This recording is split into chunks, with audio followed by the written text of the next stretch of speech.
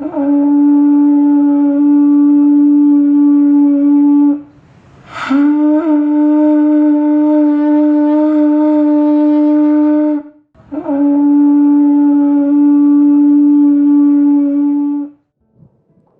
sejahtera dalam Tuhan kita Yesus Kristus.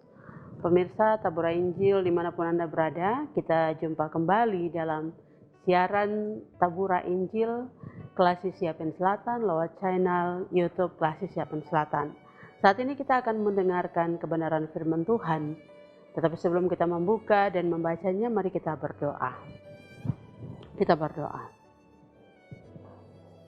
Kami bersyukur kepadamu ya Tuhan Allah kami, yang telah menyertai kami dalam segala kehidupan kami.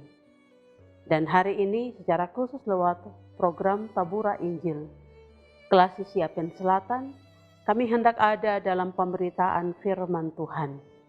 Beri kami roh-Mu menguasai kami, agar kami dimampukan dengan kekuatan yang datang daripada-Mu untuk memahami apa maksud firman-Mu bagi kami di hari ini. Para pemirsa dimanapun mereka berada, ketika mereka mendengarkan firman ini, Tuhan menolong mereka dengan kuasa Roh Kudus untuk memampukan mereka memahami firman-Mu Tuhan. Ampunkan salah dan dosa kami, layakkanlah kami di saat ini untuk mendengarkan firman Tuhan. Amin. Pemirsa Tabura Injil dimanapun Anda berada, pembacaan firman Tuhan bagi kita di saat ini terdapat dalam kitab Perjanjian Baru, yaitu kitab Ibrani pasal 4, kitab Ibrani pasal 4 ayat 14 hingga ayatnya yang ke-16. Kita akan membacanya, saya akan membacakan bagian ini untuk kita. Kitab Ibrani pasal 4 ayat 14 hingga ayatnya yang ke-16 dengan judul pembacaan Yesus sebagai Imam Besar. Karena kita sekarang mempunyai Imam Besar Agung yang telah melintasi semua langit, yaitu Yesus Anak Allah. Baiklah kita teguh berpegang pada pengakuan iman kita. Sebab imam besar yang kita punya bukanlah imam besar yang tidak dapat turut merasakan kelemahan-kelemahan kita. Sebaiknya sama dengan kita. Ia telah dicobai, hanya tidak berbuat dosa. Sebab itu marilah kita dengan penuh keberanian menghampiri tata kasih karunia, supaya kita menerima rahmat dan menemukan kasih karunia untuk mendapat pertolongan kita pada waktunya. Demikian bagian firman Tuhan bagi kita. Di saat ini dikatakan berbahagia ketika ada kerinduan dalam kehidupan kita melakukan kebenaran firman Tuhan dalam kehidupan kita setiap hari. Pemirsa Tabura Injil dimanapun Anda berada, pembacaan firman Tuhan bagi kita di saat ini diberi tema untuk kita melalui perenungan ini ialah janji dan kesetiaan. Tema ini mengantarkan kita memahami apa maksud firman Tuhan di saat ini. Saudaraku dimanapun Anda berada, berbicara mengenai janji dan kesetiaan berarti kita berbicara mengenai suatu upaya untuk menyatakan kesediaan dan kesanggupan diri dalam melakukan hal yang baik dan benar. Dan hal yang baik dan benar itu kita lakukan dalam kehidupan keluarga, kehidupan bertetangga, bahkan kehidupan dalam persekutuan dalam jemaat. Hal yang baik dan benar akan berakar dalam pertumbuhan kehidupan orang percaya. Hal yang baik dan benar juga akan dilihat dari seberapa besar kesetiaan kita untuk mampu mempertahankan janji iman kita kepada Kristus. Ada 3 pertanyaan untuk kita renungkan melalui perenungan firman Tuhan di saat ini. Yang pertama, apakah kita memahami tentang janji dan kesetiaan itu? Atau apa arti janji dan apa itu setia? Dalam penjelasan awal telah dikatakan bahwa janji adalah ucapan menyatakan kesediaan dan kesanggupan untuk berbuat sesuatu. Sedangkan kesetiaan adalah ketulusan tidak melanggar janji atau berkhianat.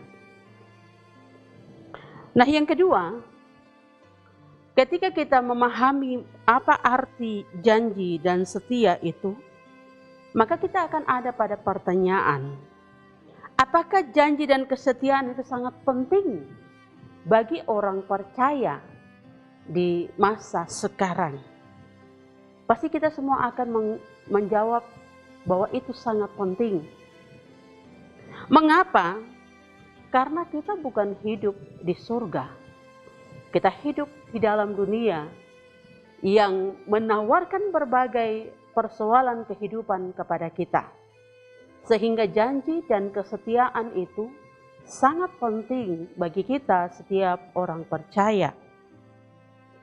Nah, jika demikian, pertanyaan yang ketiga bagi kita, bagaimana caranya untuk kita bisa mempertahankan janji dan setia kita kepada Tuhan? Saudaraku yang terkasih, pembacaan kita saat ini mengajarkan kepada kita mengenai janji dan kesetiaan yang Tuhan nyatakan dalam kehidupan setiap orang percaya. Penulis memperkenalkan Yesus sebagai sosok imam besar agung yang melebihi imam-imam besar lainnya yang pernah memimpin kehidupan rohaninya umat Israel. Nah, bagi orang Yahudi, imam besar ini adalah seorang pemimpin agama tertinggi di negeri itu. Dan hanya imam besar yang boleh masuk ke tempat Maha Kudus di Bait Suci sekali setahun. Sekali setahun. Untuk apa? Untuk melakukan pendamaian bagi orang berdosa. Melakukan pendamaian bagi orang berdosa. Nah, saudaraku yang terkasih, Yesus mengapa dikatakan sebagai imam besar agung, melebihi imam besar yang lain? Karena ia memiliki otoritas yang lebih besar dari imam besar lainnya.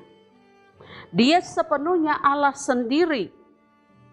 Tidak seperti imam besar lainnya yang masuk ke hadapan Allah hanya setahun sekali. Yesus selalu berada di sisi Allah Bapa di surga.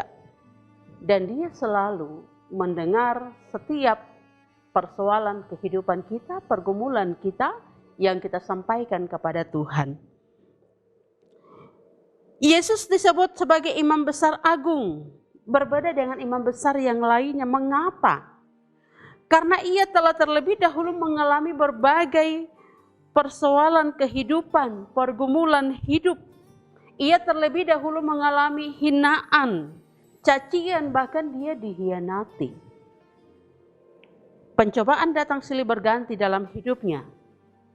Dan ia mengalami kesakitan, mengalami kesedihan, dan semua yang pernah dialami oleh manusia, dialami oleh Yesus. Sehingga dia berbeda dari imam besar yang lainnya. Tetapi dengan kasihnya, ia datang menepati janji dan kesetiaannya. Yaitu untuk menyelamatkan setiap orang percaya yang terus berpengharapan akan iman kepada Tuhan. Pemirsa Tabura Injil dimanapun Anda berada, dari bagian firman Tuhan yang kita baca di hari ini, kita belajar satu bagian penting dalam menjalani kehidupan kita, yaitu untuk terus beriman kepada Tuhan dalam menjalani kehidupan yang mana sedang kita alami ketika kita ada hidup di dalam dunia ini. Ada berbagai persoalan kehidupan yang kita alami. Terkadang kita ada pada posisi sudah tidak mampu untuk mengatasi persoalan-persoalan itu. Bahkan juga lebih daripada itu ketika kita diperhadapkan dengan kondisi wabah COVID-19 di masa raya Minggu Advent ini. Masa di mana selaku orang percaya kita sedang menantikan kedatangan Sang Juru Selamat itu, yaitu Yesus yang datang untuk menepati janjinya dan setianya untuk menyelamatkan setiap orang percaya. Saudaraku yang terkasih, Yesus adalah imam besar yang agung itu, yang setia untuk menjaga dan memelihara setiap kehidupan orang percaya. Oleh karena itu, para pemirsa Tabura Injil dimanapun Anda berada, percayalah kepadanya, sebab Dia selalu ada untuk kita. Dia tidak sama seperti imam besar yang lainnya. Dia adalah imam besar agung yang akan setia terhadap janjinya untuk memelihara kita. Pertanyaan dan perenungan kita di saat ini adalah, apa tindakan dan sikap kita untuk menyambut kedatangannya ketika kita tahu bahwa Dia setia terhadap janjinya? Bagaimana tindakan kita dalam kehidupan keluarga kita, dalam persekutuan jemaat kita, bahkan secara khusus ketika kita ada dalam tugas tanggung jawab kita? Apakah kehidupan kita masih sama dengan gaya hidup yang sering kali kita lakukan ketika kita ada di dalam dunia ini? Apakah kita masih hidup dalam pesta pora? Apakah kita masih bermusuhan? Kita saat ini sedang berada dalam minggu-minggu Advent, minggu penantian di mana kita menantikan Sang Juru Selamat itu. Kalau kita menyadari bahwa Yesus setia dengan janjinya, marilah kita berdamai dengan yang lain. Kita meninggalkan kehidupan yang tidak baik dalam kehidupan kita. Jika demikian kita melakukannya, maka kita akan diberkati dalam seluruh keberadaan kehidupan kita. Yesus Raja Damai itu imamat yang agung. Dia datang dan Dia setia dengan janjinya. Dia akan menyertai kita dalam segala kehidupan kita. Tuhan memberkati kita dengan firman-Nya. Amin. Mari kita berdoa. Kami bersyukur kepadamu Tuhan, Engkau telah menyediakan kesempatan bagi kami dalam siaran Tabura Injil lewat YouTube, channel YouTube Klasi Siapen Selatan. Dan firman-Mu telah kami dengar, kami membutuhkan Roh Kudus untuk menolong kami sebagai pribadi dalam kehidupan kami setiap hari, agar firman yang telah kami dengar dapat menjadi berkat dalam kehidupan kami setiap hari ketika kami mau melakukannya. Terima kasih Bapa di surga. Kami berdoa bagi channel YouTube Klasi Siapen Selatan ini, dengan setiap siaran-siaran yang telah didengar oleh pemirsa. Biarlah melalui channel ini, setiap pemirsa, para pendengar dapat diberkati dan menjadi berkat bagi sesama. Setiap mereka yang bekerja, Tuhan memberkati. Beri yang terbaik kepada mereka, agar mereka dapat bekerja, menjadi alat yang digunakan oleh Tuhan Allah, menyiarkan Injil sampai kepada setiap orang dimanapun mereka berada. Terima kasih Bapa di surga. Kami juga berdoa bagi para pemirsa Tabura Injil yang mendengarkan siaran ini.